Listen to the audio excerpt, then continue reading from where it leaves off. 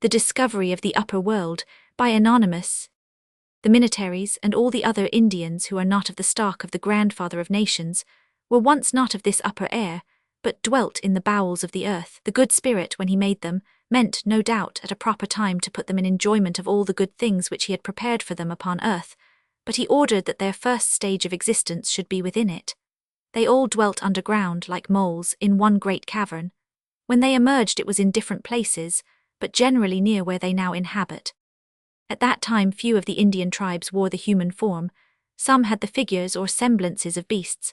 The Pocanockets were rabbits, some of the Delawares were groundhogs, others tortoises, and the Tuscaroras and a great many others were rattlesnakes. The Sioux were the hissing snakes, but the Minataries were always men. Their part of the great cavern was situated far towards the mountains of snow. The great cavern in which the Indians dwelt was pg-34, indeed a dark and dismal region.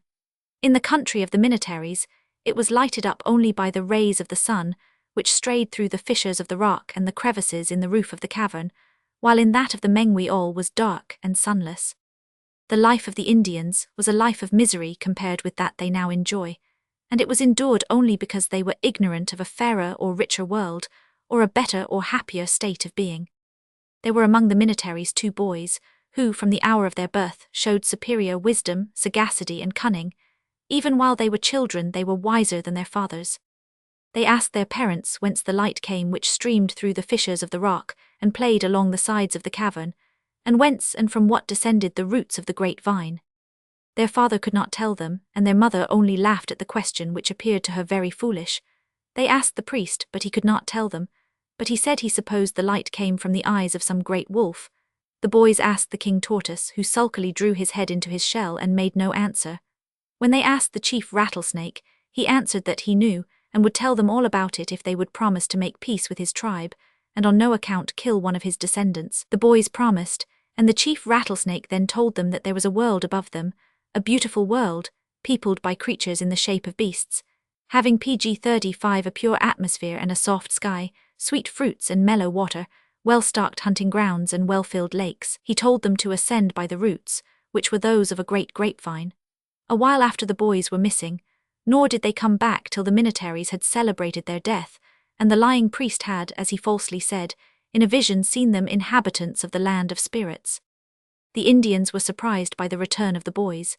They came back singing and dancing, and were grown so much, and looked so different from what they did when they left the cavern, that their father and mother scarcely knew them. They were sleek and fat, and when they walked it was with so strong a step that the hollow space rang with the sound of their feet. They were covered with the skins of animals, and had blankets of the skins of raccoons and beavers. They described to the Indians the pleasures of the upper world, and the people were delighted with their story. At length they resolved to leave their dull residence underground for the upper regions. All agreed to this except the groundhog, the badger, and the mole, who said, as they had been put where they were, they would live and die there. The rabbit said he would live sometimes above and sometimes below. When the Indians had determined to leave their habitations underground, the Minataries began, men, women, and children, to clamber up the vine, and 1/2 of them had already reached the surface of the earth, when a dire mishap involved the pg-36 remainder in a still more desolate captivity within its bowels. There was among them a very fat old woman, who was heavier than any 6 of her nation.